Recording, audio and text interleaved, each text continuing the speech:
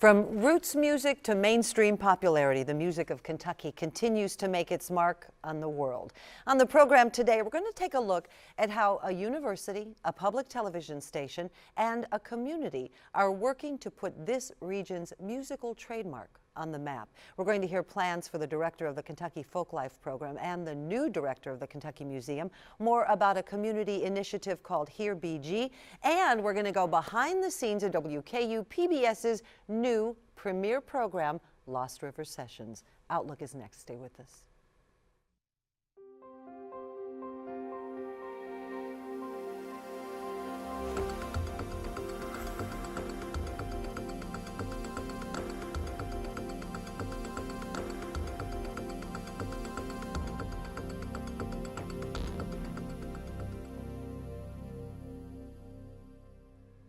Maybe we should call this show Partnership, Backspaces, you name it. We're going to talk about music in this region, this rich musical heritage that we call home. We're welcoming to the program three individuals in the know, in the trenches as we speak. Matt Pfefferkorn joins us. He is the owner of the Mellow Matt's Music Store, record store. In addition, he does a regular radio program on D93. Thanks for being here, Matt. Thanks for having me. And also Darius Barati is joining us. You don't see him. He's behind the scenes. He's a producer here at WKU-PBS and now producing the premier music program called Lost River Sessions. Thanks for being here, Darius.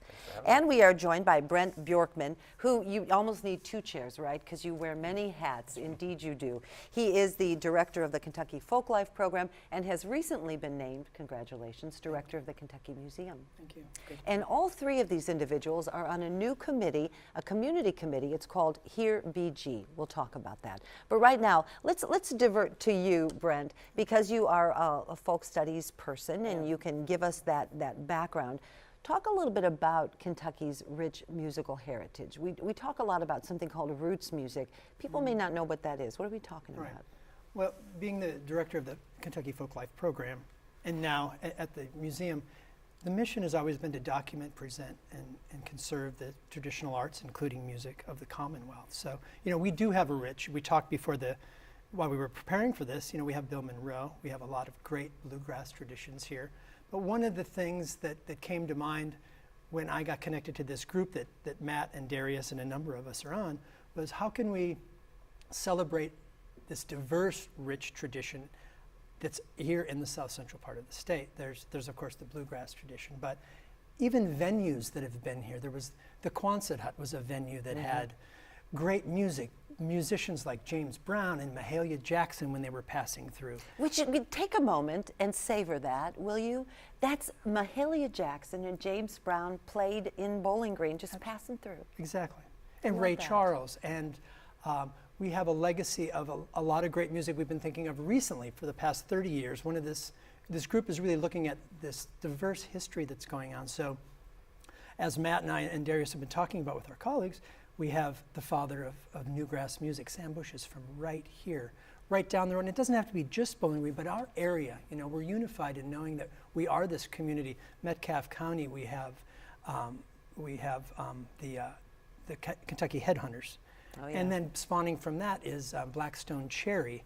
Well, some of their children are in that. So we have Sleeper Agent. We have Cage the Elephant. Yeah. So we have this very diverse continuing tradition, and that's something that we want to be able to celebrate and scream from the mountaintops that we are here. Woo. We have this great thing. Well, while we're talking about mountaintops, let's go to geography, because for a long time we've talked, and chime in on this, our proximity geographically to Music City, to Nashville, Tennessee, I think draws a lot of musicians to these parts, the wannabes who maybe can't make a home in Nashville, but they stay on the perimeter and they bring that rich musical talent to these parts. You think that's true? I do think that's true.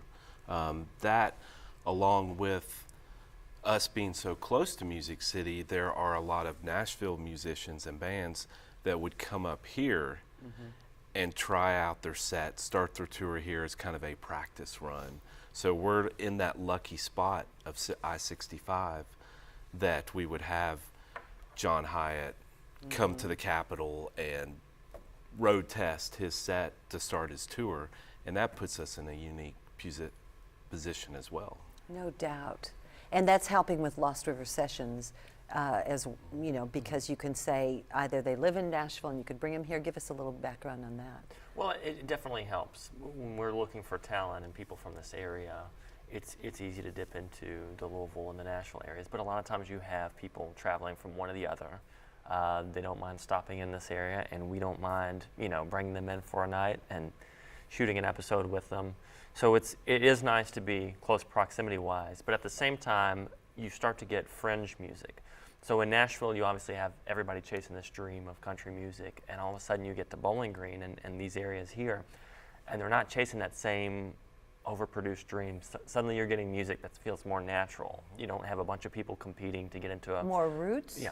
Are we going so far as to call it more roots music? I think you would say that, and I think Darius has it exactly that. There's less stress. There's a way to explore yourself that's not confined. Kind of organic? Absolutely, I Yeah. would say so. Yes. It seems there are no parameters, I guess, and it can naturally happen, and you're not forced to write a song in a room and play it and get it accepted. And have this certain look Right. that kind of goes with the package when Yeah. you're coming out of Nashville. Bands are allowed to go to a warehouse or wherever their home base is and just go and write and create songs and make an EP and go out and play it, and it just all happens in a natural flow. That's a beautiful gift. And then the Here BG initiative. Something I learned today, and you're going to learn as we talk about this, there's something called the Americana Music Triangle. Never heard of it before, going to find out more. But give us a little insight into how that plays into the Here BG and how that all came together. Well, that's really how Here BG was started, to get Bowling Green included on the Americana Triangle, because here again we want to go to the mountaintop and say, hey, we have Sam Bush. He's the father of Newgrass.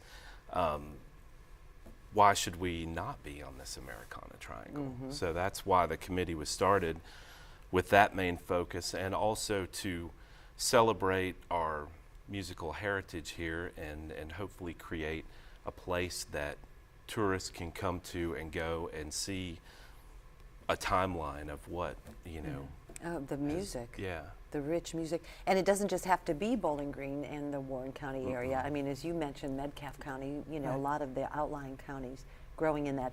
From my understanding about this Americana Triangle, over 30 million people visit these different locations, because it's not, what is it, Chicago, Memphis? New Orleans. New Orleans. Okay. So Nashville. some of the more Nashville. stereotypical, what you Sure. would expect to be on there? Exactly. No, absolutely. So certainly that 35 million is part of this triangle, but they are tourists that are going, and we certainly want to be part of that stop. I think one of the great things about this group is, This Here BG group. Here BG group is really that we're promoting one another too. We're unifying together as this collection of individuals, whether it's somebody like Darius, who's been producing the Lost River Sessions, or Matt as a successful business owner and knows music so well, so intimately, or myself, part of the Folklife program, but now part of the museum. We're all venues that we want to push each other's, the people back and forth and show what we have to offer and collaborate on things like concerts or an annual event or things like that. So it's just getting the ball rolling now, and it's a lot of great energy, and we've been really enjoying it. Well, and as you mentioned earlier, even if nothing else comes from this, it's this collaboration and just really basically opening the door to let people know that all of this exists. So Bowling Green, the Hilltoppers, they were a huge part of making and putting Bowling Green on the map. Yeah, absolutely. That's from the 1950s, late 1940s into the 1950s. There's that musical legacy. There's somebody that we haven't talked too much about, the Nappy Roots in the 80s and into the 90s. Perfect. I mentioned some of the people like Sleeper Agent and different younger group that are currently on the Tonight Show with Jimmy Fallon or some other program. So we are there. I think we're people that are connecting the dots. Going to the Wayback Machine, we talked about the Quonset Hut being that venue. But there was Ernest Hoagland, who's the father of ragtime music. He was from here. I mean, there are so many different people that have touched this place, or this place has touched, that we need to celebrate and make known. So the Here BG initiative, we'll talk a little bit more about that, but through the Kentucky Museum and just the Cultural Enhancement Series, you've got some exciting things coming up. Right. Since I came back in 2012, I've been part of the Cultural Enhancement Series.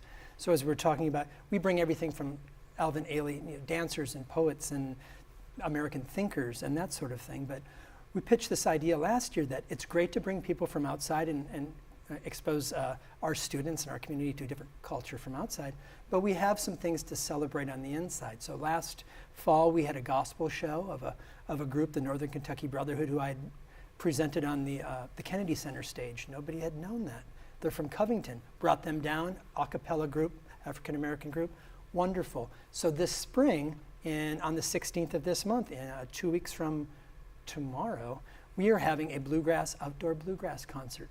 We can talk about that too. Sure. Well, now's your chance. Okay. Now's your chance. April 16th, put it on the calendar. Yes. And then this is a wonderful opportunity, social media, of course, and just, PBS, NPR, we have an events page, and those are great places to promote some of that also. Exactly. But April 16th. April 16th. The day after tax day when you go. Exactly. You can taxes relax off, all I can afternoon from relax. 12:30 to 6. Yes. We have a concert right outside the station, right outside the doors of the station here. We're located on the campus of WKU. On the south lawn of WKU. We're going to have a number of headliners. Dale Ann Bradley, who's a 4-time IBMA Female Vocalist of the Year. People have no She's idea. from Bell County, and she's this award-winning, celebrated person in the bluegrass genre. We're having John Herod with Kentucky Wild Horse, coming from Frankfort, a very well-known fiddle scholar, a wonderful fiddle player. We're going to have a number of groups. We're going to have the Mount Victor Review and the Penny Rilers, some local folks. Nice. But we also had an audition to find out, again, let's reach out. Who else is out there? So we had a number of bands, including the Carmonas, who Darius actually filmed and is going to be sharing with us shortly, but also a couple of very tight family bands based in gospel and in bluegrass that have never auditioned. 10, 15, 17-year-old kids never auditioned before, and we had a little audition, and they won a spot to warm everybody up in the afternoon. So And they are so excited. Yes. And what a great way to nurture this talent and then expose others to Absolutely. them as Becky well. and the Bluegrass Boys and Kentucky Just Us are the names of these young Kentucky up-and-comers. Just Us and Becky and the Bluegrass Boys, and they're from Butler County Boys, excuse me. Butler County. Okay, but they're bluegrass. They are. They are. They They're are. Butler County bluegrass guys. They are. There's Say a lot that of bees. 5 times really fast. We're going to talk some more, and we're going to give you a little behind the scenes of the making of Lost River Sessions and the Carmonas. As you mentioned, we have a clip of their music. When Outlook continues, don't go away. We'll be back. You like music? Coming up on Kentucky Outlook, we're going to continue our discussion as we talk about and take a look at how a university, a public television station, and a community are coming together to help put this region's music, trademark music, on the map. Welcome back to the program, if you will. Mellow Matt, that's how you know him. Matt Pfefferkorn is joining us. He is a record store owner and, of course, the host of Mellow Matt's Hour on Sundays, right? It happens on Sundays? Yes, it does. 5 to 7. 5 to 7 on D93. That's right. Radio station. Be sure to tune in. In addition, Darius Barati joins us. He is a producer here at WKU-PBS, now producing what I hope will be an Emmy Award-winning primetime premiere program called Lost River Sessions.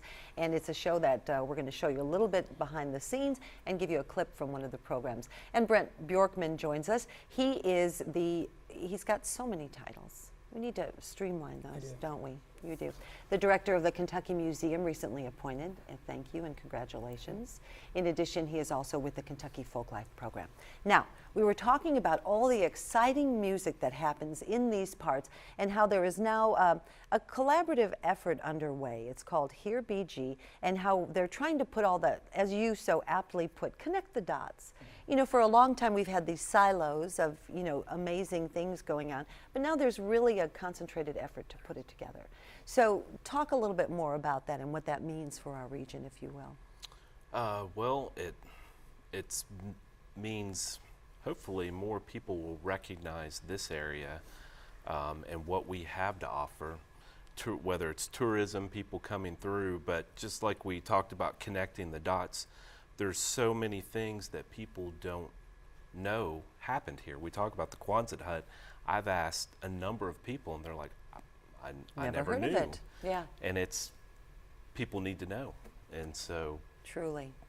that's what we hope to accomplish, is to have Bowling Green and this area, not just Bowling Green, recognized, you know, for our musical heritage that we have here. Absolutely. And something called the Americana Music Triangle. By being placed on that, I'm getting a sense it's sort of like when you get an historical designation, when you are designated, then you get the sign on the road, but you also get a lot of perks and you know, privileges as well. So getting our designation on that triangle would help these 35 million people who visit that triangle across They're the coming country. through. They'd come through.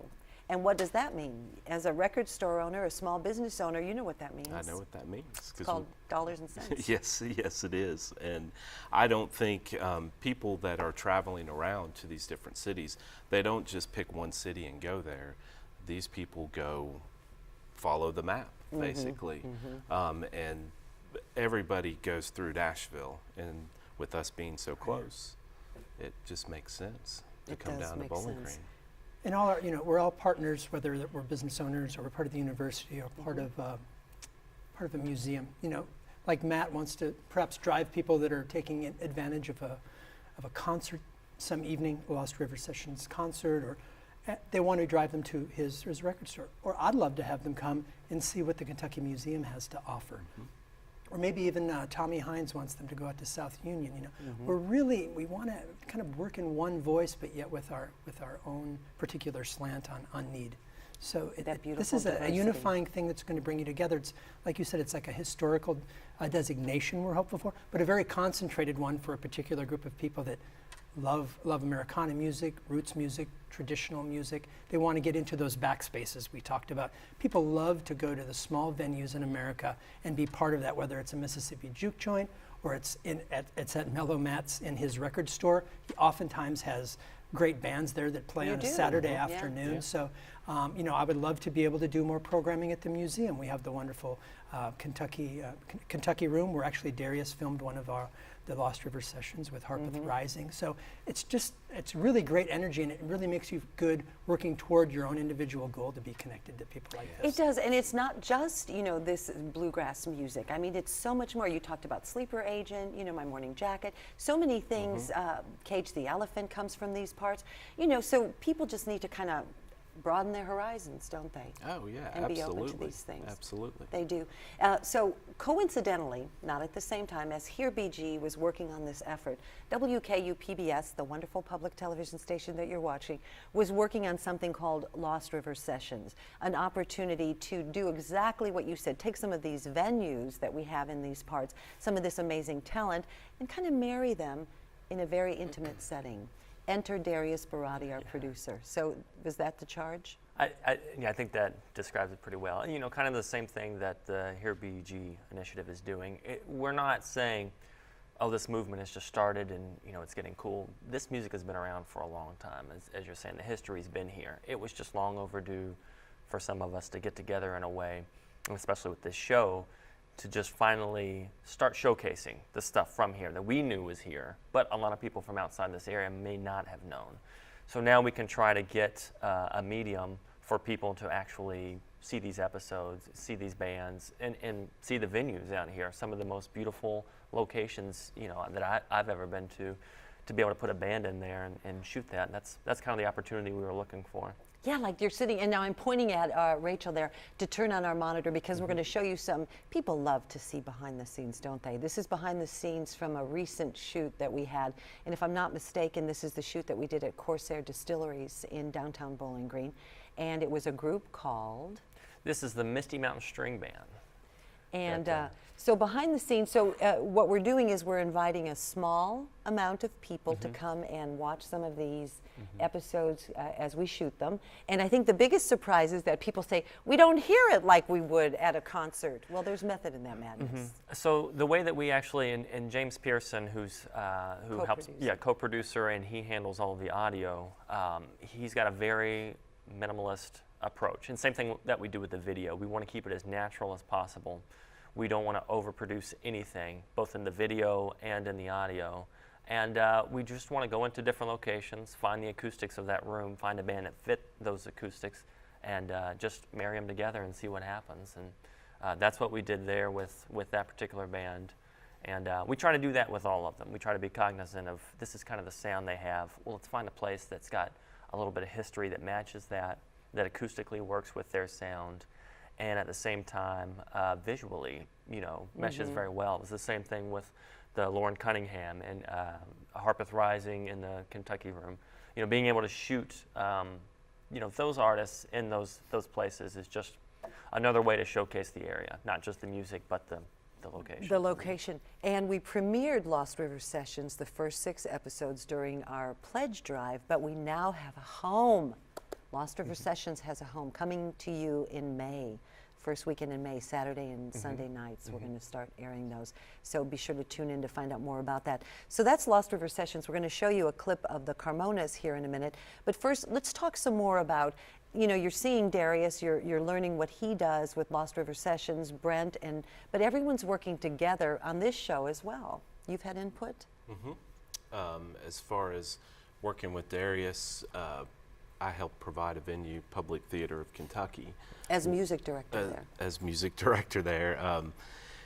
And that's a place that has been there for 30 years. Wow. And here again, talking about Here BG, it's a building that I ask a handful of people and they're like, I had no idea there was a community theater there, and it had been there for 30 years. But, it's just another,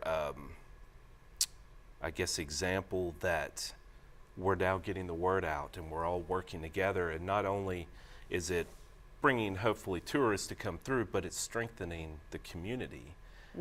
And that's a good point. Also projecting what you're doing, what I'm doing, what everybody's doing, and all of us working together for a better bowling green. And I think when you were first developing this idea, when Barb and David came, I think it was even before maybe Darius was even hired on. What could this look like? And we had some ideas. We didn't want the audience to be really far away from the performance side. We wanted it to be intimate. So wonderful swing cameras that are going through the crowd, usually a small 20 or 30 persons in the room. So it's a very intimate, again, it's this idea of backspaces or getting behind the scenes that I think really attracts people. And the groups that you've brought on, it's just amazing. And it's so gratifying for me to help validate their voices, and I see them downtown, or I'll see them at another venue, and they'll give you a big hug, and they'll say, I remember when we did that first one, thank you. And that means more to me, and to know that they're being provided with this piece of PR, with the opportunity. The opportunity, right. And while we're speaking opportunities, let's take a look at the Carmonas. And just very quickly, the Carmonas was shot where? We did that in Gallery 916, Len O'Keefe's place in downtown. Bowling Green. Let's take a look, the Carmonas.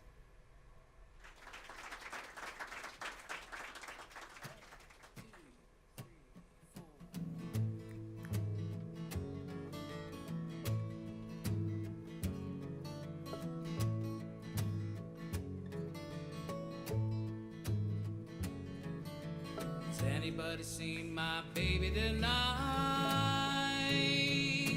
We're safe. Okay. What was your question? Just come and find me. Come and find me. Just break on through the looking glass and take me home. Last I saw her, she was doing fine.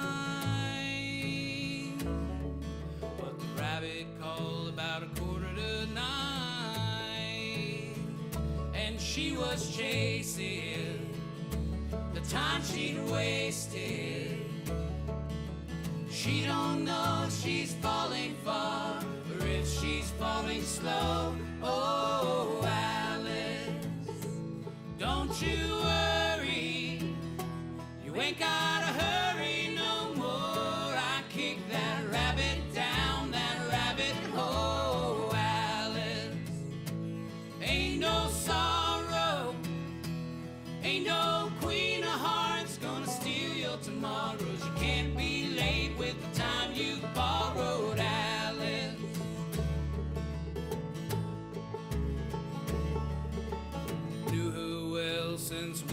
care. Wondering lately where her heart's been hiding, since she would give it without limit. Well, things just ain't the same at all as they used to be. Under a tree with heavy lids, the golden hair was blowing softly. That's how I found her, with no answer.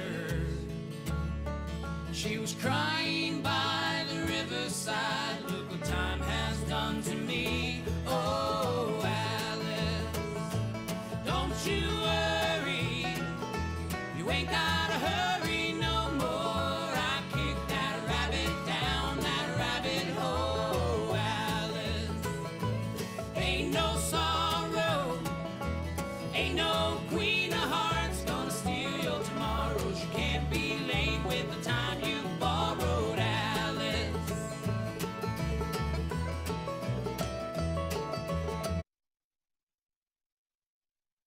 Sessions, and you're going to get to see them because Lost River Sessions now has a regular home coming in the first weekend of May, Saturdays and Sunday nights. We're really excited about that. I'm Barbara Deeb. You are joined by Brent Bjorkman, Darius Barati, and Matt Pfefferkorn, also known as Mellow Matt. And we want to just wrap things up. We've been talking about the Here BG initiative, Lost River Sessions, and just the amazing musical roots that we have in these parts, and how now there's a concerted effort to broadcast that, if you will. And so we have coming up the Carmonas, if you want to see them. The Carmonas at the Kentucky Strings Bluegrass and Beyond concert. Come out to campus, bring your lawn chair. It's outside Thursday, the 16th of April.